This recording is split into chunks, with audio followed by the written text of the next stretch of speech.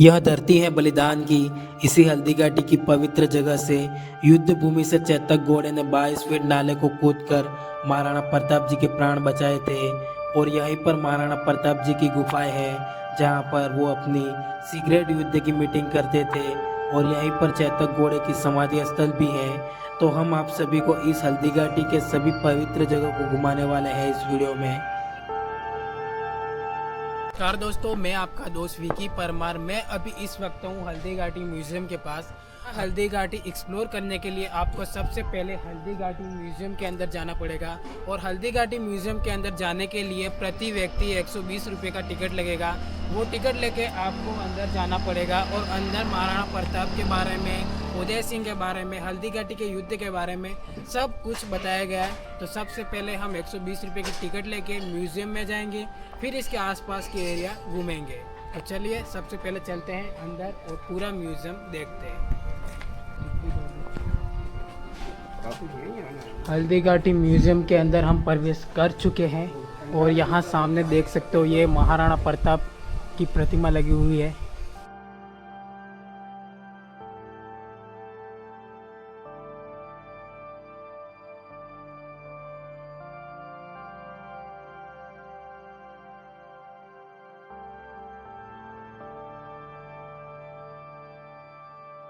अभी मैं हूँ इस वक्त हल्दी घाटी म्यूज़ियम में। हल्दी घाटी पूरा एक्सप्लोर करने के लिए आपको सबसे पहले हल्दी घाटी म्यूज़ियम में आना पड़ेगा, क्योंकि यहाँ पर सब कुछ बताया गया है हल्दी घाटी के बारे में। तो सबसे पहले हम म्यूज़ियम के अंदर जाएंगे, सब कुछ देखेंगे, फिर लेकर चलेंगे यहाँ के आसपास कुछ एरिया है वो आपको बताएंगे। तो सबसे पहले म्यूज़ियम के अंदर चलते हैं।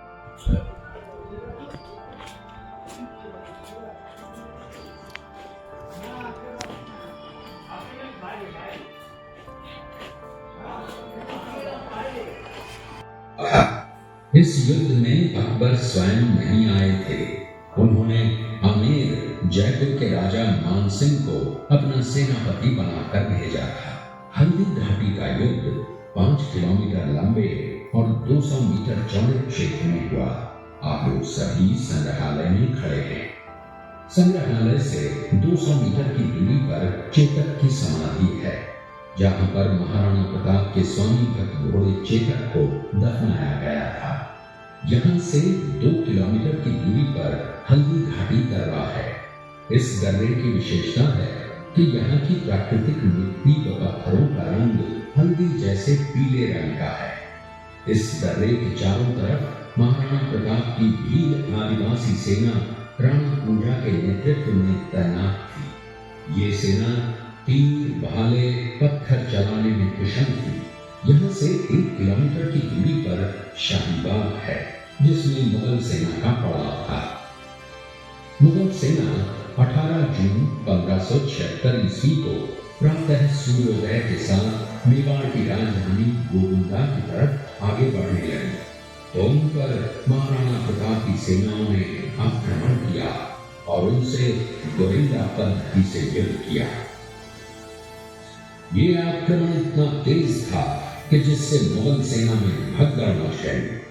महाराणा प्रताप की सेनाओं ने मुगल सेना को यहाँ से 3 किलोमीटर दूर पीछे समतल क्षेत्र में, जहाँ भी खमनोर गांव है, वहां तक खदेड़ दिया। इसी खमनोर गांव के पास बनास नदी के पास समतल मैदान में 7 घंटे का भयानक युद्ध हुआ। इस युद्ध में दोनों पक्षों से कुल 18,000 सैनिक मारे गए। जब ये युद्ध समाप्त हुआ तो वहां पर मानसूनी बरसात हुई और वहां पर कटी हुई लाशें और खून में पानी में मिलकर एक तलाई का रूप ले लिया। इतिहासकारों ने इस तलाई को रक्त तलाई का नाम दिया। इस युद्ध में ग्वालियर का एक पूरा राज परिवार, जिसमें राजा रामशाह तंवर और उनके 2 पुत्र थे, शहीद हो गया। यहीं पर एक बगीचा बनाया हुआ है और जो इस युद्ध में शहीद हुए थे उनके स्मारक इसी बाग में बने हुए हैं। इस लड़ाई की विस्तृत जानकारी आपको एक फिल्म के द्वारा दी जाएगी। आप जब इस कक्ष में सब कुछ देख चुके होंगे तब ये फिल्म और लाइव साउंड शो शुरू होंगे। तब तक के लिए धन्यवाद।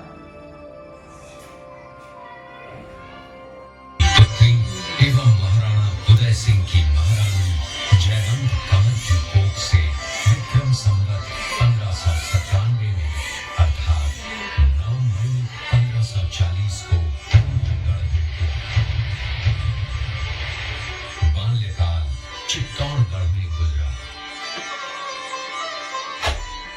सन 1567 में अकबर ने जब चित्तौड़गढ़ पर आक्रमण किया तो मेवाड़ के प्रमुख सरदारों और सेना नायकों के आग्रह पर महाराणा उदय सिंह ने चित्तौड़गढ़ छोड़ दिया।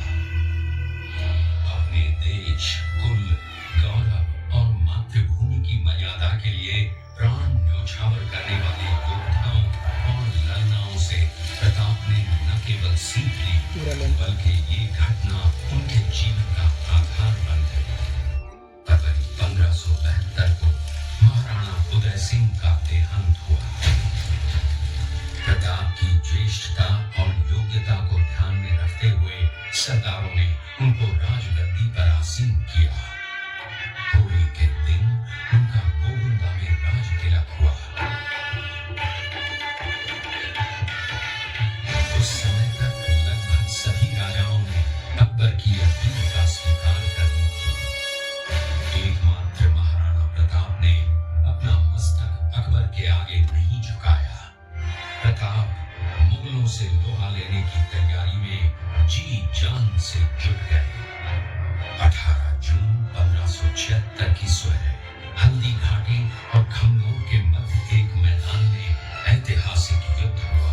महाराणा प्रताप की सेना गोगुंदा से हल्दी घाटी पहुंची, जबकि सेनापति मानसिंह के नेतृत्व में मुगल सेना ने हल्दी घाटी के ठीक नीचे मैदान में अपना मोर्चा जमाया।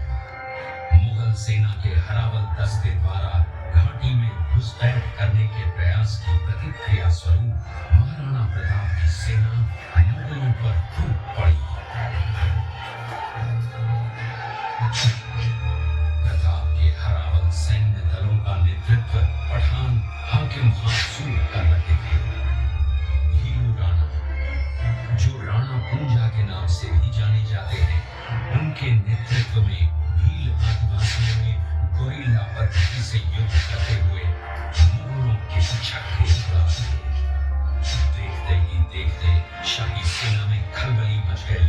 रक्त तलाई, घोड़ों की टापों, हाथियों की चमकारों और तलवारों की झंकारों से गूंज उठी। चारों तरफ हाहाकार मच गया। युद्ध का घटनाक्रम अचानक उस समय बदल गया जब प्रताप ने अपने घोड़े चेतक को एड़ लगाकर मानसिंह के हाथी पर चढ़ा दिया और उस पर भाले से भरपूर वार किया। मानसिंह हौदे में दुबक गया। हाथी से उतरते समय चेतक की एक टांग कट गई। इस स्थिति को भांपकर महाराणा प्रताप के हमशक्ल सेनापति झालामान ने महाराणा प्रताप से आज्ञा लेकर उनका राजमुकुट धारण किया। मुगल सेना झालामान को महाराणा प्रताप समझकर उन पर टूट पड़ी और झालामान शहीद हो गए। उधर चेतक ने अपने स्वामी को 5 किलोमीटर तक 3 टांगों पर ही लेकर एक बरसाती नाले को पार किया। उसके पश्चात उसके प्राण पखेरु उड़ गए। इस युद्ध से महाराणा प्रताप के मन पर गहरा प्रभाव पड़ा। परिणाम स्वरूप उन्होंने मुगलों पर विजय प्राप्त करने तक राजसी ठाट बाट छोड़ने और पत्तों पर भोजन करने का प्रण लिया, जिसे उन्होंने जीवन भर निभाया। महाराणा प्रताप ने अपना सैन्य बल बढ़ाकर सर्वप्रथम अरावली पर्वत की घाटियों में बसे दिलेर पर चढ़ाई कर विजय प्राप्त की। इसके बाद कुंभलगढ़ पर भी विजय प्राप्त की। सिर्फ चित्तौड़गढ़ को छोड़कर सारे मेवाड़ को अपने अधीन कर लिया। कालांतर में महाराणा ने चावंड में अपनी राजधानी स्थापित की।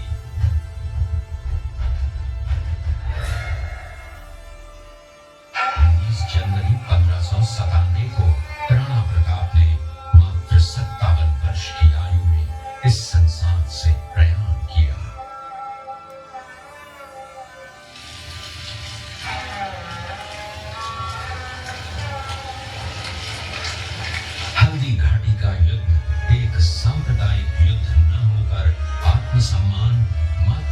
की स्वतंत्रता व स्वाधीनता का संघर्ष था।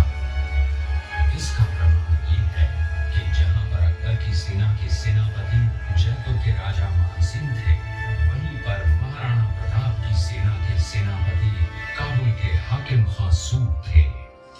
महाराणा प्रताप स्वतंत्रता की वेदी पर एक ऐसा अंगारा था जो आत्मसम्मान व देश गौरव के लिए दिन रात जलता रहा, धधकता रहा, और अंत में बुझकर भी उसने देश में ऐसा लौह भर दिया जिसकी प्रखर किरणों ने भारत माता को गुलामी की जंजीरों से मुक्त कराने के लिए सदा प्रेरित किया।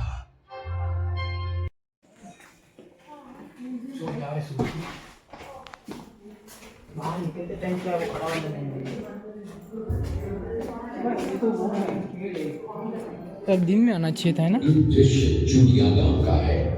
हल्दी घाटी युद्ध के बाद महाराणा प्रताप अपनी प्रतिज्ञा का पालन करने के लिए वनवासी जीवन व्यतीत करने लगे। उनके पास पर्याप्त संपत्ति नहीं थी तो उनके वित्त मंत्री भामाशाह ने अपनी सारी सुख सुविधा को छोड़कर अपने राजा को स्वयं का धन 25 लाख रुपए व राजकोष में 20,000 अशर्फियां देश के लिए अर्पित, जिससे महाराणा प्रताप ने 12 वर्षों तक अपनी सेना को संगठित किया, सैन्य शक्ति को बढ़ाया और मेवाड़ मातृभूमि को आजाद करवाया। नाम मच्छिंद्रगढ़ है। इस किले का निर्माण महाराणा कुंभा ने करवाया था। इस किले के अंदर 9 मई 1540 ईस्वी में महाराणा प्रताप का जन्म हुआ था। इस किले की ऊंचाई समुद्र तल से 3568 फीट की है। इस किले की दीवार 36 किलोमीटर तक फैली हुई है। इस दीवार का नाम ग्रेट वॉल ऑफ चाइना के बाद द्वितीय पायदान पर दर्ज है। ये दृश्य मेवाड़ की प्राचीन राजधानी चित्तौड़गढ़ का है। इसी किले के अंदर महाराणा प्रताप का बचपन बीता था। इस किले की तलहटियों में महाराणा प्रताप ने अपने गुरु से शिक्षा प्राप्त की थी। ये किला 12 वर्ग किलोमीटर में फैला हुआ है। इस किले पर जब भी विदेशी आक्राताओं ने आक्रमण किया और उस आक्रमण में कोई भी राजा व सैनिक वीर गति को प्राप्त कर लेते तो उनकी पत्नियां वीरांगनाएं अपने सतीत्व की रक्षा करने के लिए जलती हुई अग्नि में कूद प्राणों को त्याग देती थीं, जिसे हम जौहर कहते हैं। चित्तौड़गढ़ में 3 मुख्य बड़े जौहर हुए थे। प्रथम जौहर 1303 ईस्वी में रानी पद्मिनी ने 16,000 स्त्रियों वीरांगनाओं के साथ जौहर किया था, सिर्फ अल्लाउद्दीन खिलजी के कारण। दूसरा जौहर 1535 ईस्वी में गुजरात के शासक बहादुर शाह के आक्रमण के कारण रानी कर्मावती ने वीरांगनाओं के साथ किया। और तीसरा जौहर 1568 ईस्वी में जब अकबर ने चित्तौड़गढ़ पर आक्रमण किया, उसी समय रानी फूलकुंवरी ने 7,000 वीरांगनाओं के साथ जौहर किया। फिर भी अकबर का मन नहीं भरा और अंत में हजारों आम लोगों का कत्लेआम करवाकर उन्हें मौत के घाट उतारा गया। इस किले में देखने योग्य विजय स्तंभ है, कीर्ति स्तंभ, मीरा मंदिर, जैन मंदिर, कालिका माता मंदिर, भामाशाह हवेली, कुंभाश्याम मंदिर, फतेह प्रकाश महल हैं। ये किला यहाँ से 140 किलोमीटर दूरी पर है। ये देखते हुए सभी अतिथि आगे की तरफ चले। ये शेरपुर गांव का दृश्य है। अब्दुल रहीम खान आना अजमेर का सूबेदार था। जब वो शेरपुर पहुंचा तब उसका पता कुंवर अमर सिंह को चला, जो महाराणा प्रताप के पुत्र थे। अमर सिंह ने शेरपुर छावनी पर अचानक आक्रमण कर दिया। उस आक्रमण में मुगल सेना में भगदड़ मच गई। मुगल सेना को अपनी छावनियों को छोड़कर भागना पड़ा। छावनियों के अंदर से लूटा हुआ माल व अब्दुल रहीम खान आना, जिसकी बेगम आनी खान को बंदी बनाकर महाराणा प्रताप के सामने पेश किया गया।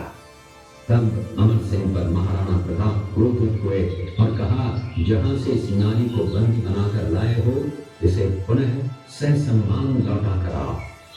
महाराणा प्रताप ने कहा, हमें नारी से कोई दुश्मनी नहीं है, हमें तो देश विद्रोहियों से दुश्मनी है जिन्होंने चारों तरफ आतंक फैलाया है। महाराणा प्रताप के आदेश का पालन करते हुए कुंवर अमर सिंह ने उस मुगल नारी को ससम्मान छावनी तक पहुंचाया। इस प्रकार महाराणा प्रताप ने अपने क्षत्रिय राजपूत धर्म का पालन किया और पराई स्त्रियों को मां, बेटी और बहन का दर्जा दिया। ये है महाराणा प्रताप का चरित्र और नैतिक उदारता का परिचय। ये देखते हुए सभी अतिथि आगे की तरफ चले। तौड़गढ़ का दृश्य देखा। उसी किले के अंदर की ये घटना है। मेवाड़ की एक ऐसी मां थी जिसने अपने पुत्र का बलिदान देकर राजवंश की रक्षा की थी। उस मां का नाम पन्नाधाय था। पन्नाधाय जाति से गुर्जर थी। वो एक राजकुमार की धाई मां थी। दूसरी तरफ हाथ में तलवार लिए खड़ा ये बनवीर सिंह एक दासी पुत्र है। ये कुंवर उदय सिंह की हत्या करके मेवाड़ की राजगद्दी प्राप्त करना चाहता था। एक रात्रि बनवीर सिंह को मौका मिला। वो राजकुमार उदय सिंह के बड़े भाई विक्रमादित्य सिंह की हत्या करके राजमहल की तरफ आगे बढ़ा। इसकी सूचना पन्नाधाय को लग गई। कुछ समय तक पन्नाधाय चिंतित हुई। तभी पन्नाधाय ने अपने पुत्र चंदन को राजसी कपड़े पहनाकर पलंग पर सुला दिया और उदय सिंह को एक टोकरी के अंदर छिपाकर पत्तों से ढक के महल के बाहर निकालकर गुप्त रास्ते से कुंभलगढ़ भेज दिया। बनवीर सिंह जब तलवार लेकर राजकक्ष में आया तो उसने पन्नाधाय से कड़क आवाज में उदय सिंह के लिए पूछा तो पन्नाधाय ने चंदन की तरफ इशारा किया। बनवीर ने चंदन को उदय सिंह समझकर चंदन की हत्या कर दी और ये समझने लगा कि मैंने राजकुमार उदय सिंह को मार दिया। वही राजकुमार बड़े होकर राजा बने और अपने नाम का उदयपुर नगर बसाया जो यहाँ से 40 किलोमीटर दूर है। और उन्हीं के पुत्र महाराणा प्रताप हुए जिन्होंने हल्दी घाटी का युद्ध लड़ा और आज हम लोग उनका इतिहास यहाँ पर देख रहे हैं।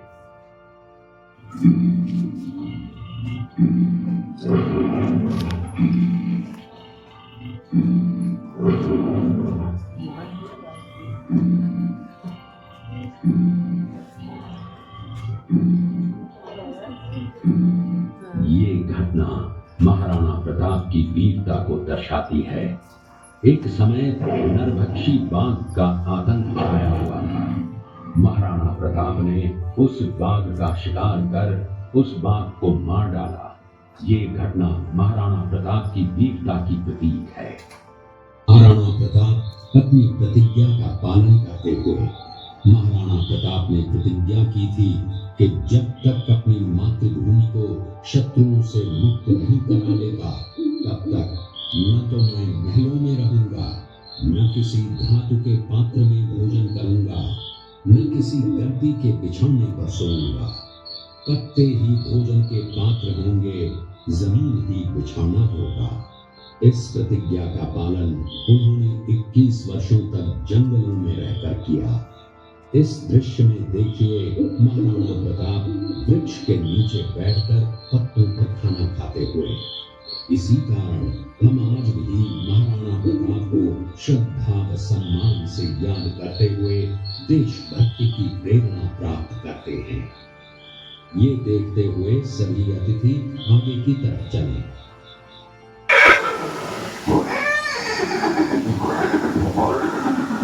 ये दृश्य महाराणा प्रताप और सुविख्यात स्वामी भक्त घोड़े चेतक के अंतिम मिलन का है।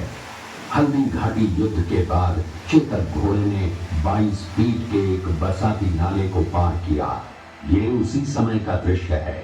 पास में खड़े महाराणा प्रताप के छोटे भाई शक्ति सिंह हैं, जो पहले मुगल सेना में थे। बाद में वो महाराणा प्रताप की तरफ आए, माफी मांगी और अपना घोड़ा महाराणा प्रताप को दिया।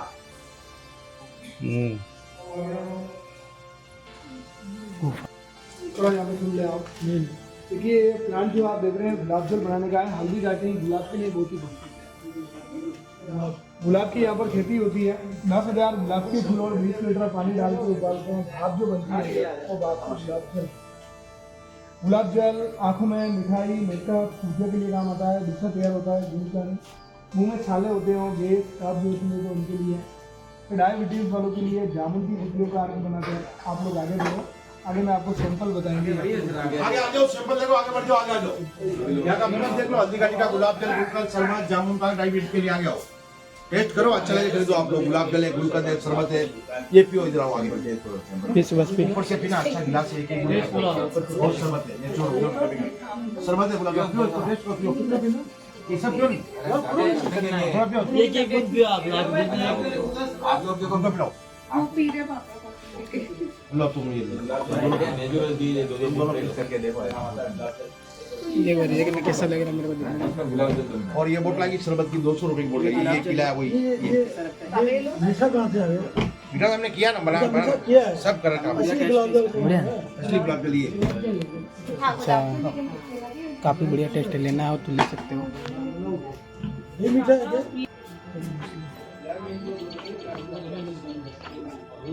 देवरा देवरा देवरा का मतलब क्या होता है? तो ये तो हल चला रहे हैं, ये किसान भाई है एक।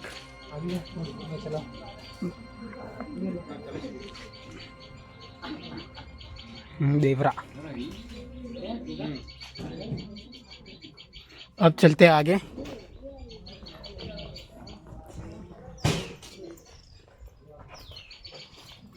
ये कुएं के अंदर पानी निकल रहे हैं। कुएं में पानी तो हाँ हाँ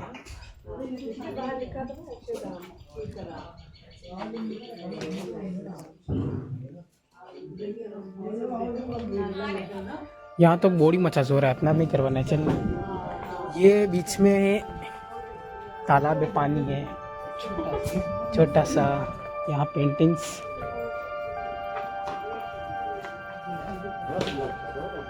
यहाँ पर है ये अपने शंकर भगवान जी। यहाँ एक छोटा सा ब्रिज है। हर हर हर हर महादेव। ये प्यारा सा तालाब है।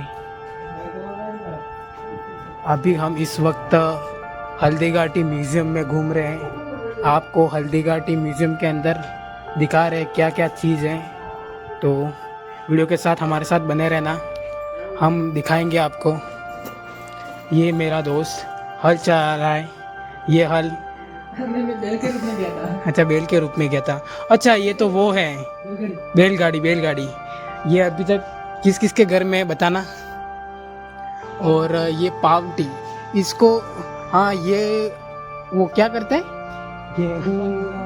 अरे वो कुएं से पानी निकालने वाला। हाँ ये रस नहीं होता है उससे पानी। ये अभी तो हमारे कुएं पे था, अभी नहीं है फिलहाल। तो ये सब देख सकते हो। अभी हम आपको लेकर चल रहे हैं। यहाँ पर दुकानें बनी हुई है। सुन ना, हाँ वहाँ आगे फोटो लेने जाना पड़ेगा अपना। वो जो छोटा सा तालाब नहीं था,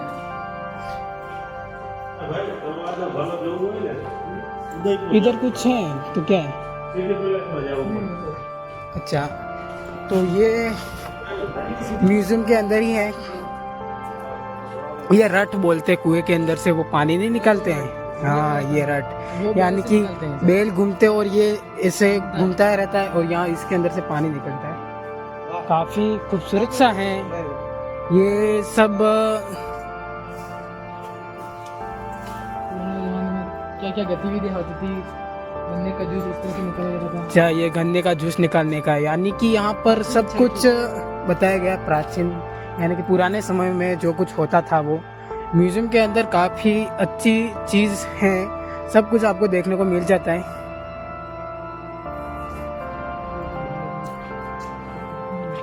ओ, मैं यहाँ बैठ के देखूँ। यहाँ पर काफ़ी खूबसूरत सा हमें देखने को मिल रहा है। मजा आ गया। काफ़ी ये मटका है, लोटा। तो ज़्यादा टाइम यहाँ पर नहीं रह के हम यहाँ से निकलने की कोशिश करते हैं, क्योंकि हमें हल्दी घाटी भी घूमना है, यहाँ आसपास के कुछ इलाके घूमने हैं। तो जल्दी यहाँ से निकलते हैं। टाइम ज़्यादा हो गया, 7:30 हो गई है, तो चलते हैं यहाँ से। देख सकते हो ये महाराणा प्रताप जी का घोड़ा बना हुआ है और चेतक, और सामने की तरफ देख सकते हो ये महाराणा प्रताप जी मानसी को भाला मार रहे हैं। और काफ़ी हल्दीघाटी युद्ध के कुछ दृश्य है ना। हाँ, ये सारे हल्दीघाटी युद्ध के दृश्य हैं जो आप देख सकते हो। ये महाराणा प्रताप जी है, वो मानसी हैं जो हाथी पर बैठे हैं, और ये महाराणा प्रताप जी मानसी को भाला मार रहे हैं। और इस हाथी के सूंड में जो तलवार है वो चेतक के पाँव पर रखी थी और उनका एक पैर टूट गया था, कट गया था। फिर भी वो अपने महाराणा प्रताप जी को 3 पैरों पर लेकर गए थे और मीटर का वो 22 फीट 26 फीट का नाला पार किया था, 22 फीट का। और ये सब देख सकते हो। ये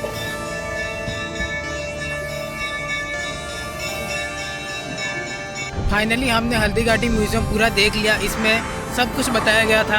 अभी हम हल्दीघाटी पूरा नहीं देख पाए क्योंकि अभी टाइम हो चुका है। नेक्स्ट ब्लॉग आपके लिए आएगा जिसमें हम हल्दीघाटी दिखाएंगे और इसके आसपास के कुछ एरिया दिखाएंगे। तो इस ब्लॉग को करते हैं यहीं पर समाप्त। वीडियो अच्छा लगा हो तो चैनल को सब्सक्राइब एवं वीडियो को लाइक ज़रूर करें। तब तक के लिए बने रहें हमारे साथ, और आपके लिए बहुत ही जल्दी लेकर आएंगे हल्दीघाटी का नेक्स्ट ब्लॉग। तब तक के लिए बाय बाय।